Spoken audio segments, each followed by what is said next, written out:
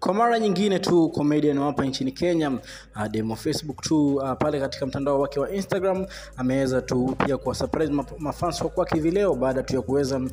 kuachia video fulani vifupi ambao pia ameweza kuishare pale katika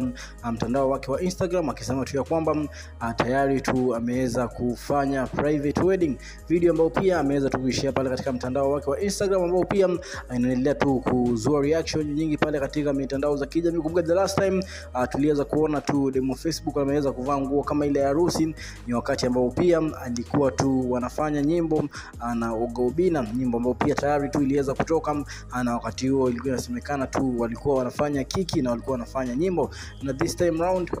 hatujui ni nini ambacho pia ameweza kipanga, kwa sababu ameweza kupost tu video fulani vifupi ambao pia inaonyesha nani kana kwamba yuko katika nguo ya harusi, kwa sababu demo Facebook ni mtu ambaye pia amezoea kuwa surprise mafans wa kwake sana,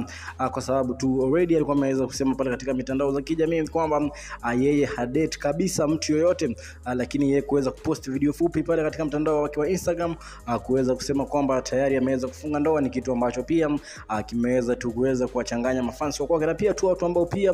walikuwa wanasema ya kwamba wanamtaka. Ni issue ambao pia tutakuwa na follow pale katika social media handles za kwake kuweza kujua zaidi, kwa sababu ni mara ya pili kuweza kuona demo Facebook akiwa tu ameweza kuvaa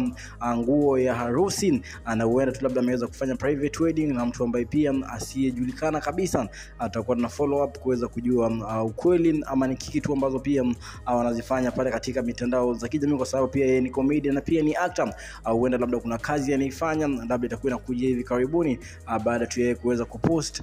video fulani akiwa katika nguo ya harusi, kwa sababu mafans wa kwake wanamfuatilia kwa karibu sana, kwa sababu watu wengi zaidi walikuwa wanafikiria labda baada tu yeye kuweza kuachana na timu Ogobina angeweza kuisha, lakini ameendelea kuwa more popular zaidi, na pia tu kuweza kuendelea kupata endorsement nyingi zaidi hapa nchini Kenya, na ni moja tu ya vitu ambao pia anavifanya. Tutakuwa nafuatilia issue nzima kuweza kujua zaidi kuhusiana na yeye kuweza kupost nguo ya harusi pale katika mtandao wake wa Instagram. Katika Udako 254 kama kawaida, atuchelewi kupatia story ambazo zinatrend mitandaoni. Cha kufanya tu na make sure umesubscribe kwenye YouTube channel ya kwetu ili tuendelee kupatia story ambazo zinatrend. Baby wa baby alafu huyu ni baby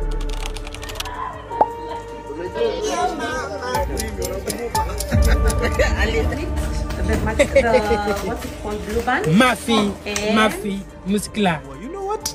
yeah, this is it.